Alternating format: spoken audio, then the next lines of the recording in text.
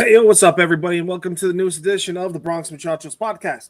I'm your host, Mark, and tonight I got my main man, Dave, with me. Dave, what's happening, brother? What's going on, everybody? Good evening. Happy Tuesday, wherever you may be watching us. But hopefully you're watching us on YouTube. So if you are, do us a favor, hit the like, hit the subscribe, ring the bell, smash the bell for post notifications when we go live or we put out any kind of content. We love that stuff. And if you're feeling super generous and you want to help us make some money, check out our show notes. It has our affiliate link for the MLB shop. Get all your fresh gear for the 2026 season through us. And if you want some cool merch like I'm wearing right here, our link to our merch store is also there as well, and it helps support us. So check those out. Yeah, absolutely, guys. And you guys know what the deal is by now. Also, you guys know we're on all audio platforms: Apple, Spotify, iHeartRadio. We're even over on Pandora for those still watching Pandora. Go check us out there if you want to just listen to us and don't want to see our beautiful faces going on about Yankee baseball. We would like though if you would come and watch our beautiful faces, but if you don't want to, that's cool too. You can always still listen to us the next day, or you can do both. Watch us, then listen to us again. Or do both at the same time. Watch and listen to us. Hey, like you're having your ratings, man. Ratings. Exactly. It's all about the ratings. All right. Speaking of ratings, speaking of things being bumped up, there's been a little trend in baseball that's been going on right now. You got a lot of guys that are kind of getting contracts before they're setting foot on the major league field.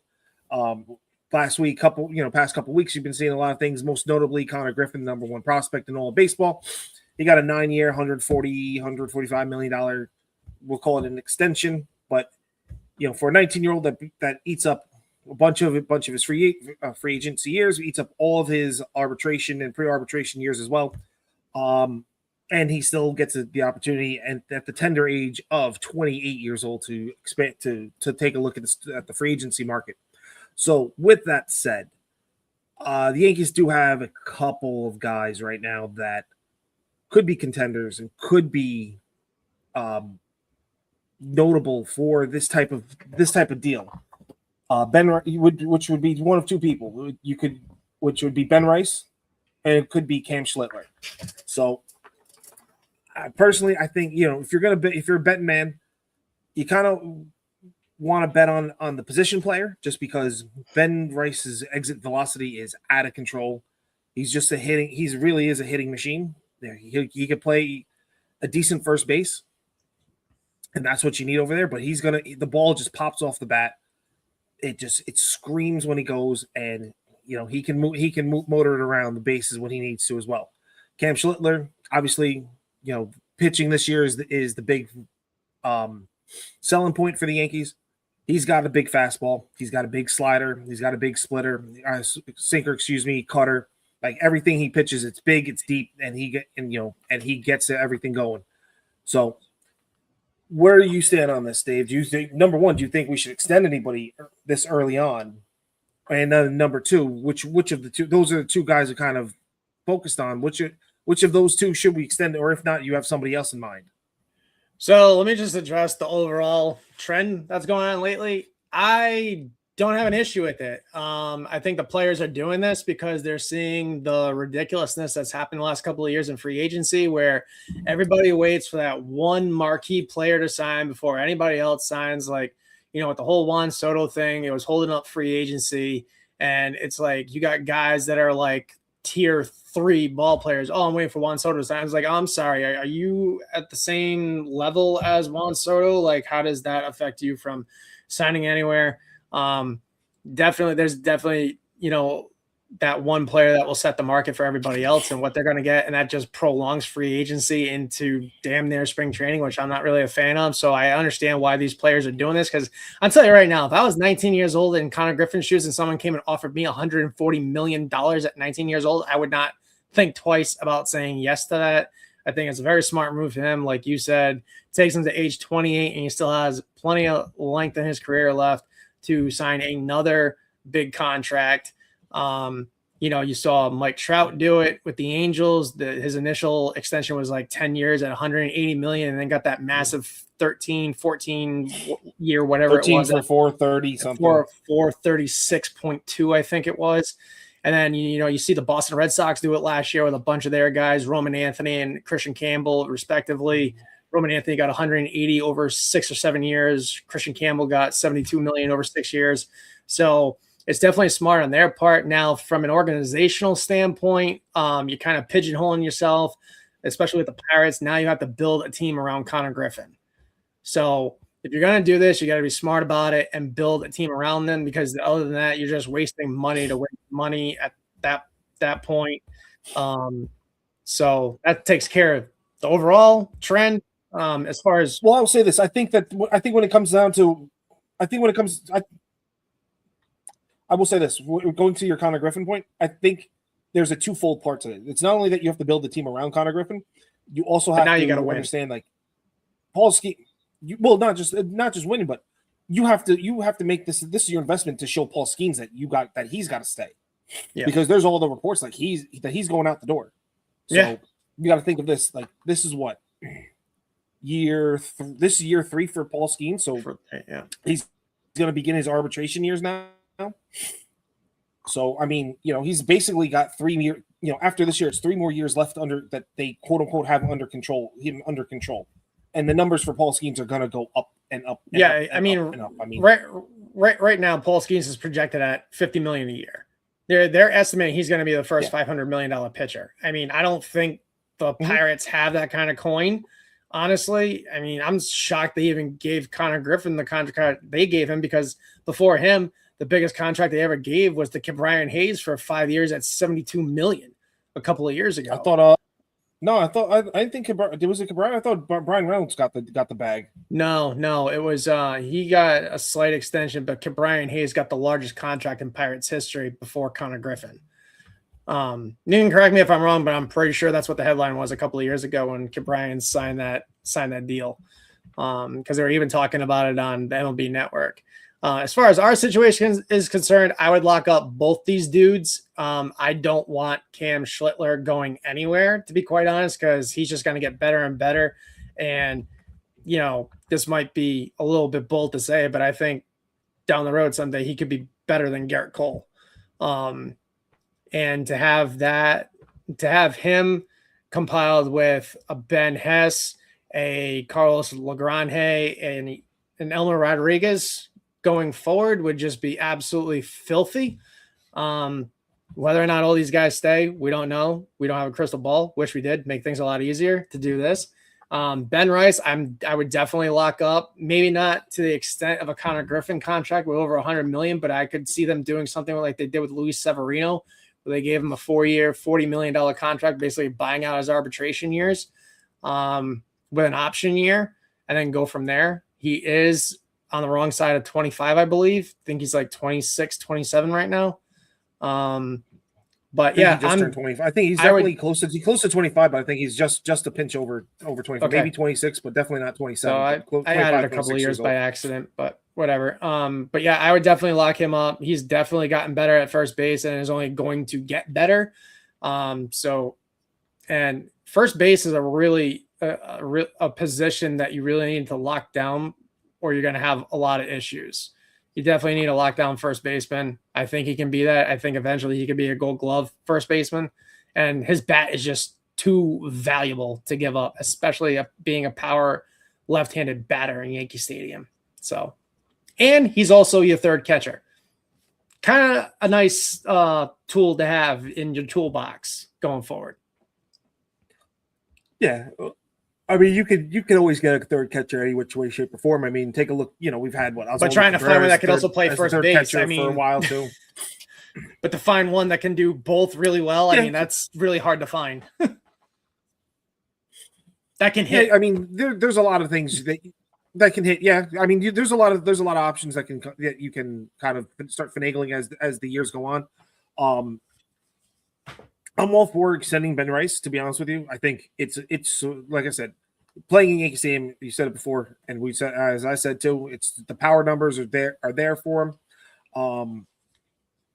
He's not going to take a 4-year, $40 million deal or something like that. I think it's going to. I was just using it as an example. No, I get you. Something they could do short term just to make sure that like he's legit, and then give him something a little bit longer down the road.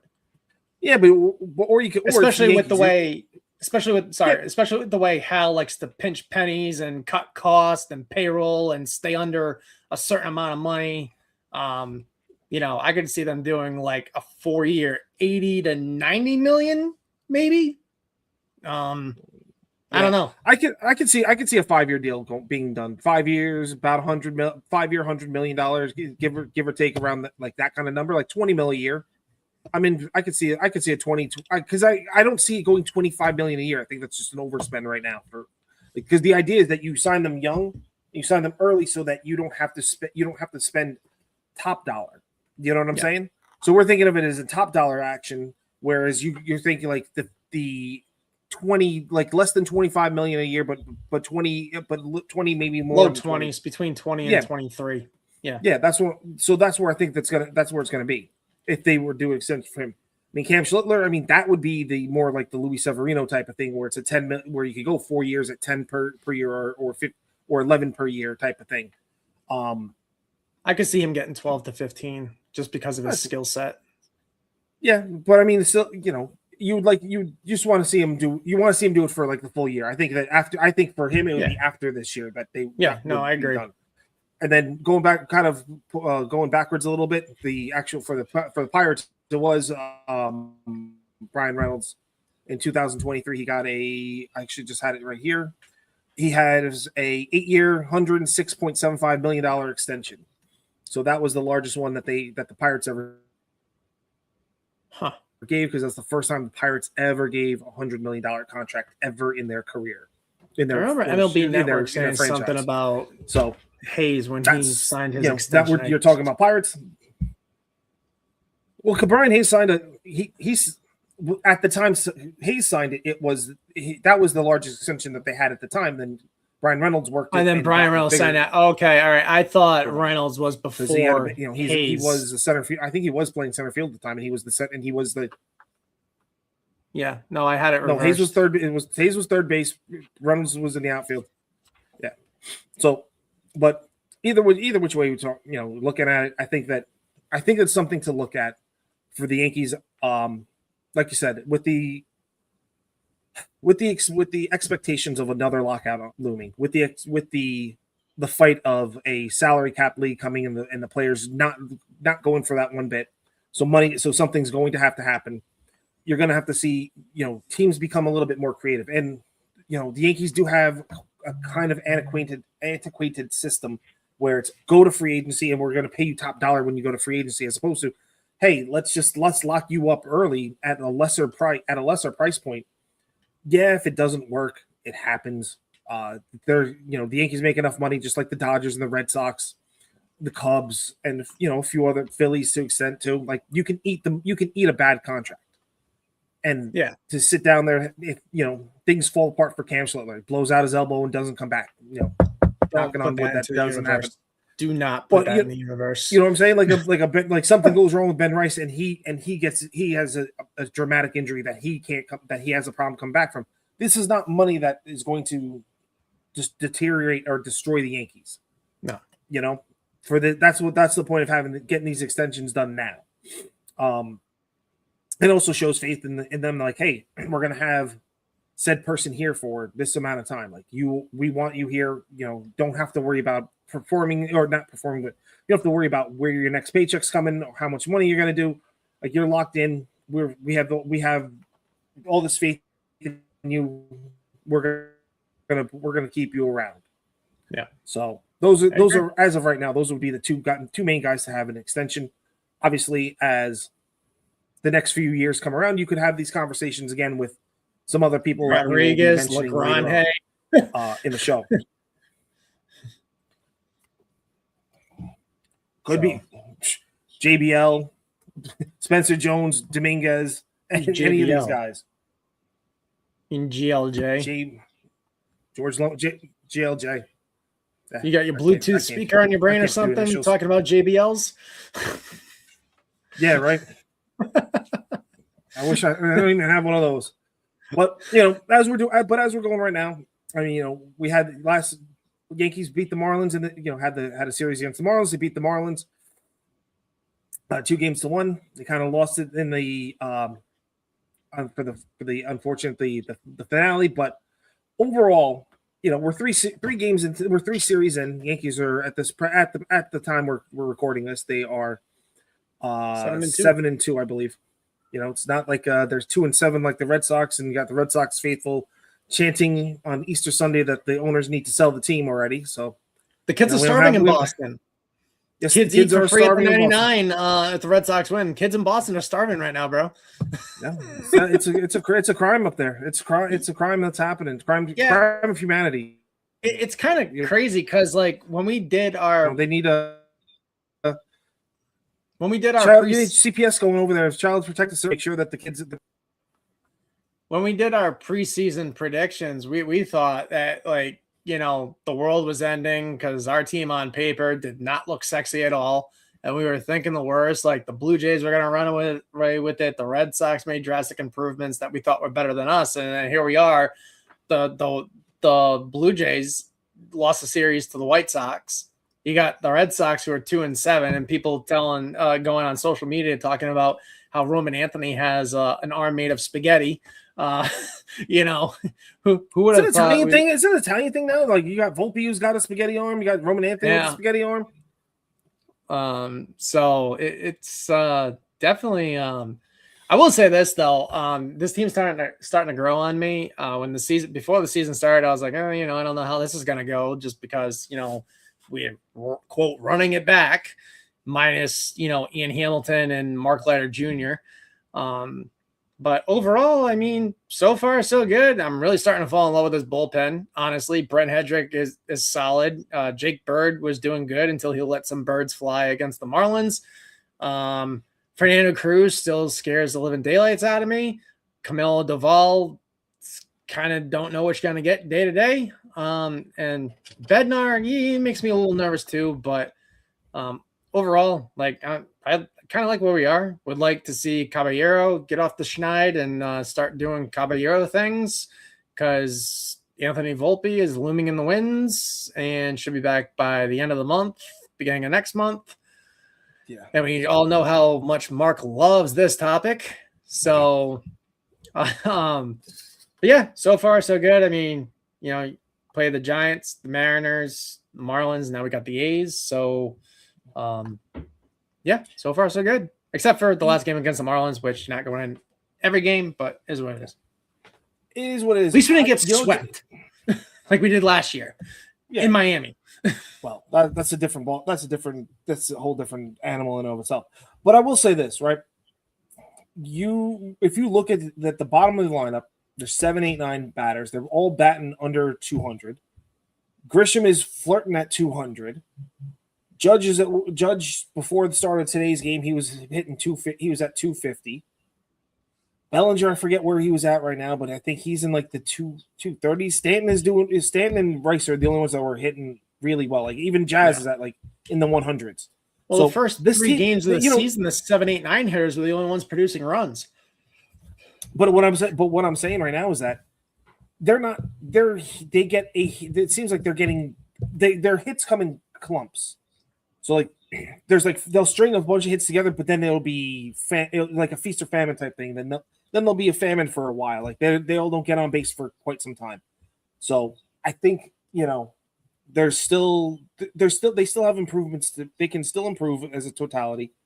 I think the defense looks a lot better now than it did at any point last year. Still, Trent Grisham still is Trent Grisham, and until Anthony Volpe comes back, he's going to be the earmark. I think for myself. I know when Alex comes back on, that's his focal. That is where he has his scopes lined up for, is Trent Grisham. So he will be taking quite the aim at Trent Grisham for as long as Trent Grisham's here. But yeah, I mean, while we're on the Trent Grisham topic, Jason Dominguez is absolutely destroying AAA, batting damn near 400. Yeah. We'll get to him in a minute. I have a whole thing set up for about that. Had to tease it a little bit. Bit. Oh no, J-Dom is doing well, and that's a whole nother that kind of conversation is that when as I said before, and a lot of other people have said it as well, if he repeats the level, if he ever has to repeat a level, he goes off in that level. Like for him to go back to AAA. Okay, yeah. I mean, listen. First off, he made a hell of a play in left field, ranging to his right, going into the corner to make a catch. That in of itself was really good for a guy who is really bad at defense.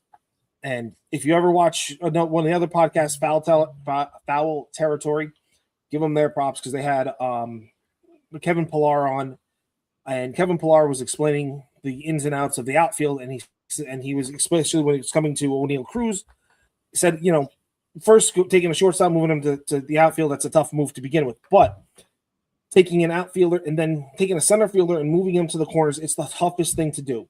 And said it time and time again, Yankee Stadium's left field is the hardest left field to handle. Cody Bellinger has had some adventures out there as well, and he's widely regarded as a great outfielder. So if he's going to have some issues, don't expect someone who's never played left field before, and then you start sending him out to left field and have to deal with all this to have not to have issues. So for J-Dom, just getting his reps in there, he'll be fine, and then hopefully they come to their senses and have him get rid of Grisham, bring him up in the middle of the year, or if God forbid they decide that because GM Judge wants to keep Grisham there the entire season. After this year, they'll send Grisham on his way. But I'm really looking forward to the bottom of the lineup starting to do something. Like Austin Wells needs to start hitting. Cabby's getting the bat and the ball. And when he gets on base, he's electric on the bases. Jazz has got to start doing something like slow starts. I get it. It's 9 games in. Don't want to kill everybody, but enough. So I need to see something. I can't go through that whole season of, hey, just 2 guys are going to hit per game, and it's just going to kill. It's going to kill the entire team. Listen, I'm not making excuses for them either, but the last 7 games they've been playing in sub 50-degree weather. That's definitely having an effect, I believe. Yeah. Like I said, I'm not making excuses for them, but I mean, when you're constantly playing games in the Pac Northwest and then coming back to Yankee Stadium and you're playing outdoors and the outside temperature is 45 to 47 degrees at game time, I mean, it's gonna definitely have an effect. Yeah, that's the geniuses of MLB that they decide to. Yeah, I don't get it either. Like, not for listen. Seattle is a nice place. San Francisco's, San Francisco. I mean, it's turned into a hellhole right now. But even so, beautiful stadium,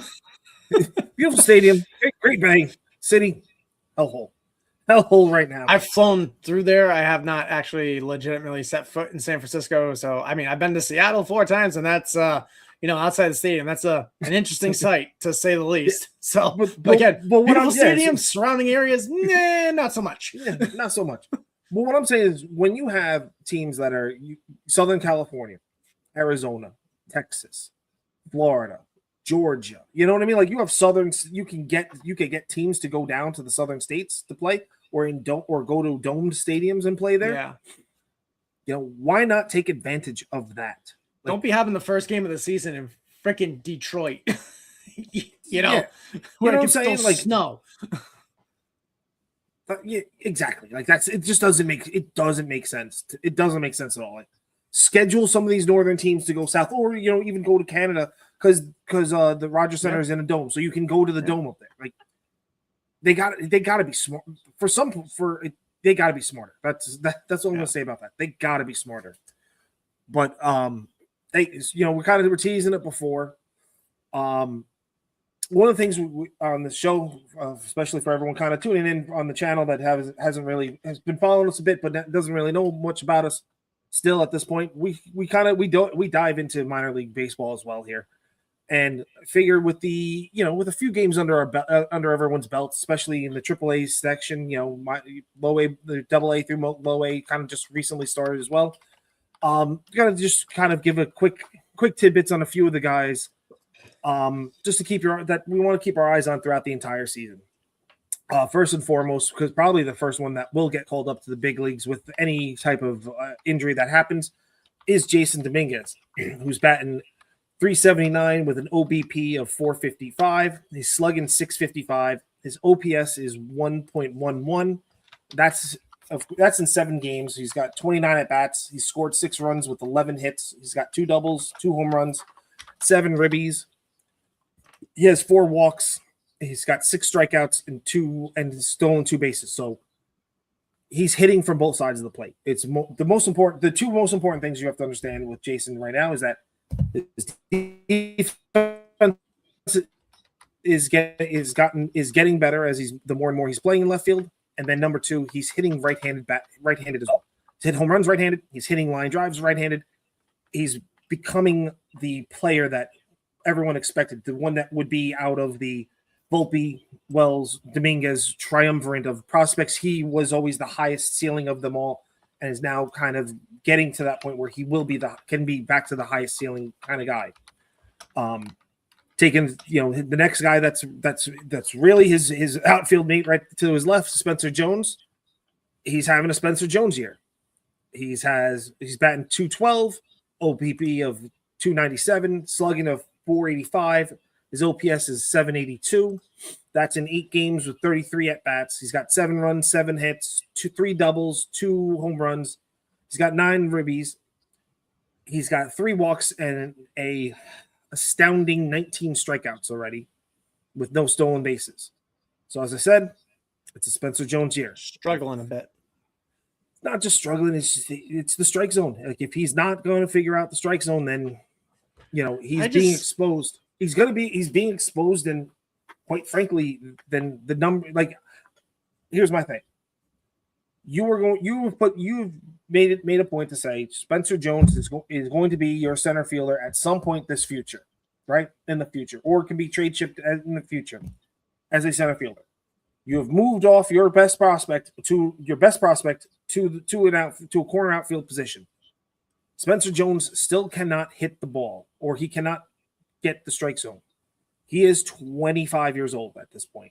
24, 25, something like that. He is 24. Now, Grant, yeah, he's going to be 25, I think, fairly soon. But either which way, he was a 2-way player and was a pitcher in Vanderbilt. So, yes, he had some making up to do with the bat. If it's, he's changed his swing, he's changed his approach every single season.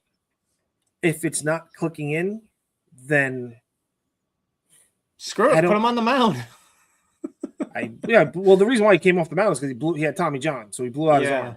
Yeah. But at this point, like they transitioned him out of there to be an outfielder. I mean, he might be on the way out the door. So I don't know. This is the thing that gets me about him, right? Last 2 years has come into spring training and it absolutely has destroyed the baseball. I mean, I don't know how many balls this kid hit that ended up in the Raymond James Stadium parking lot across the street. And then all of a sudden you get into the regular minor league season and he can't hit a beach ball. Like, I don't understand like where the disconnect is with this guy. Like it's sad. I feel bad for him, but I just want to know, like, what is he seeing in spring training that he is not seeing in the regular season, and what's causing this issue? Like, is it pitch recognition? Are they figuring out that he's just going to swing at everything? Is he a free swinger? Like, you know what I mean? Here's the thing. Here's the thing about spring training that I hate watching the numbers, and this is why I also get pissed off that Anthony Volpe won a job from spring training. You got so many guys that are just working on pitches. Some of these guys, it doesn't matter. They're throwing a lot more. They're just trying to get their reps in. They're throwing a lot of heaters. They're trying to work on, see how their shape of their curveball is, or their slider, or their changeup. Like, they'll throw them like 5, 6, 7, 8, 9 times in a row. So like all the hitters are just can tee them up. Then when it comes down to real pitching, and now you're doing pitch sequences, now all of a sudden you're kind of having that adjustment, then the game of cat and mouse, and you have to start thinking that way. And some people are getting it, some people aren't. I mean, the numbers. Listen, the numbers don't lie. These two guys offensively are night and day. All right. You know what I mean? Like one is close to 400 hitting, the other one's close to 200 hitting. It's short games, but it's a small sample size, but it's kind of indicative of both of who they are. Jason, like Spencer Jones, could hit the piss out of the ball when he makes contact, but that becomes few and far between. And Jason will constantly hit the ball, so that's where you're gonna have that. As long as if Jason's glove comes around, then there's no reason that a Spencer Jones stays on the Yankees farm system. It just doesn't happen. Kind of going down the line a little bit, going down to Double-A, going to what hopefully will be our shortstop of the future, little George Lombard Jr. action here. He's this is in 2 games, so the numbers are going to be quite astounding for him. Batting .667 with OBP of 7. Slugging is 1.222. OPS is 1.922. Like I said, 2 games, 9 at-bats. He scored 3 runs. He's had 6 hits in those 9 at-bats, 2 doubles. He's got a home run, a ribby, a walk, and stolen base. So, and he's made some fine defensive plays in the field. So that's what you're looking for with the George Lombard Jr. Especially for him, it's going to be the offensive side. He's developing power. He's developing the strength. And if he can do this constantly, I think for 6 weeks, I think you'll see him move up to AAA by end of May. I think seeing him in the short time in spring training that I was watching games, he looks a lot like Derek Jeter, man. Batting stance and everything. Like he looks like Jeter with a little bit more muscle on him. My opinion. I don't know what you think, but I'm not comparing him to Jeter, but there's definitely a resemblance. I don't want to put the resemblance type things on them that much. I'm just talking like appearance wise, not no, I get you. Talent. I get you. I mean, he might have the talent. I mean, listen, the kid might have the talent. So there's that too. But he's it's obvious having the pedigree, having the lineage, the big league lineage, his father being on the assistant coach or coach with the Dodgers, he gets off-season training for him is second to none. So he should be stepping up leaps and bounds over a lot of people, and that's what I'm saying. He should, especially if he gets doing weight programs and all that stuff. It should be working well. I mean, you could go on YouTube and look up his younger brother, who's a senior at Gulliver Prep down in Miami, and you can see the off-season programs that the younger brother was doing, Jacob Lombard was doing, and George Lombard's right there with him, and they're both doing the same workouts. Father has them running through the same things, the fielding, doing the field, and both of them shortstops. They're both doing everything. So there's the lineage there, and there's the work ethic that they can get. Both can make it to the big leagues, and you'll see how well they'll move forward. Kind of going down the line a little bit, going to high A ball. One of my personal favorites that I hope will have a breakout year this year is none other than Roderick Arias. In 2 games, he's batting .500, OPP of 556, slugging 500. OPS is 1.056. He's got in 2 games, like I said, he's 8 at bats, 4 hits, 1 ribby, 1 walk, 1 strikeout. Not too much, the power wasn't really there. He's still working, he's still switch hitting, so that's always a plus. I mean, the fact right now is that he's hitting in the early parts of the year, which is something that he was never doing as he came up through the system. So hopefully something clicked. Hopefully this year it's clicking for him, that he's now going to try to push himself harder, that he can start making his way into Double-A and continue, and the growth goes from there. And then the final one, who's in low A ball, I actually saw him on Saturday night, was Brando Maea, center fielder. He's batting .214 in 3 games, OPP of 267, slugging 286, OPS of 553. Like I said, 3 games, 14 at bats, 3 hits. One of those is a double. He's got 3 ribbies, 1 walk, 4 strikeouts, and a stolen base. Plays a good center field as well. He's got a very strong arm. But he's young. He's come off a lot of injuries as well.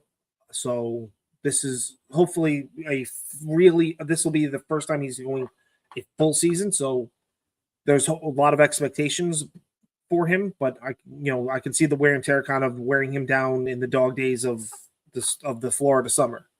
So hopefully that he can show himself off that well, that he can handle everything, because he's kind of everyone's been waiting for his breakout to happen as well.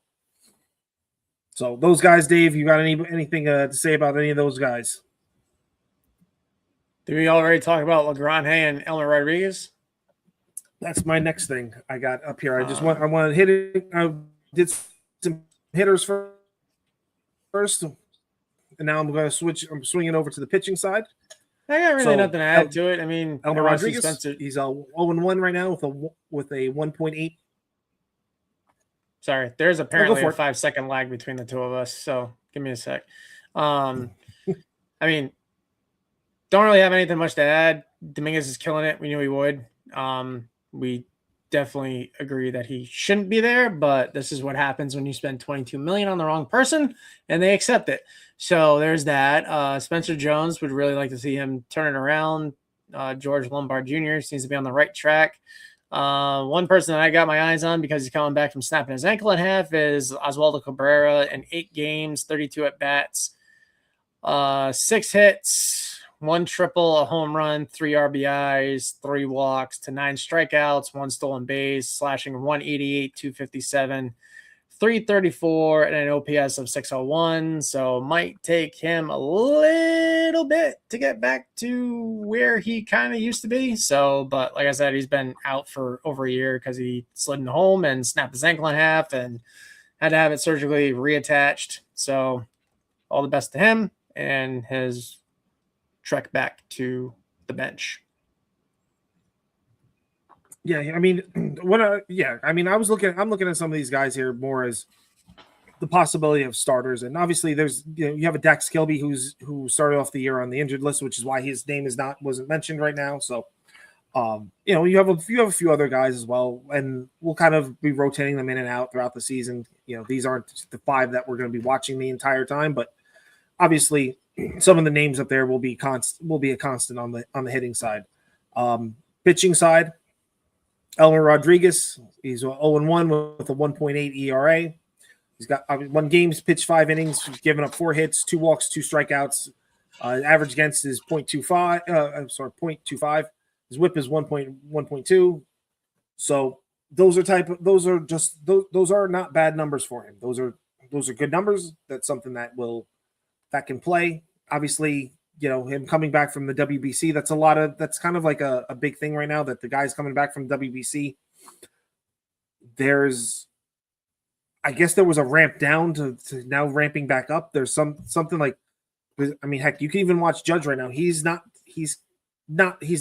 little off still. So there's some guys that have come back that are off. So I don't know if this is part of the whole thing. We'll see how that goes. LeGrand is 0-0 with a 2.45 ERA. He's in 2 games, 7.1 innings pitched. He's given up 5 hits. He's given 1 home run, 5 walks, 5 strikeouts. His average against is 200, and his whip is 1.36. So again, if LeGrand can get there and really harness that fastball and really harness all his entire arsenal, I mean, it's a 1-1 right there, and you got a couple of 1-1s that are just chomping at the bit. So hopefully that's kind of the progression to see. Ben Hess as well. He's 1-0 with a 3.6 ERA. In 1 game, he's also 5 innings pitched, gave up 3 hits. One of those hits is a home run, 3 walks, 9 strikeouts. Average against is 1.76, and whip is 1.2. So he is doing what he's got to do, especially as a 3rd, 4th starter in that rotation in AAA, just because of the guys he has in front of him. I mean, Ben Hess is a bulldog, and he's going to show that he's a bulldog. He's another guy that has a chance within another year to as starting pitch, as we start moving away, as our starting pitching begins to kind of fade out.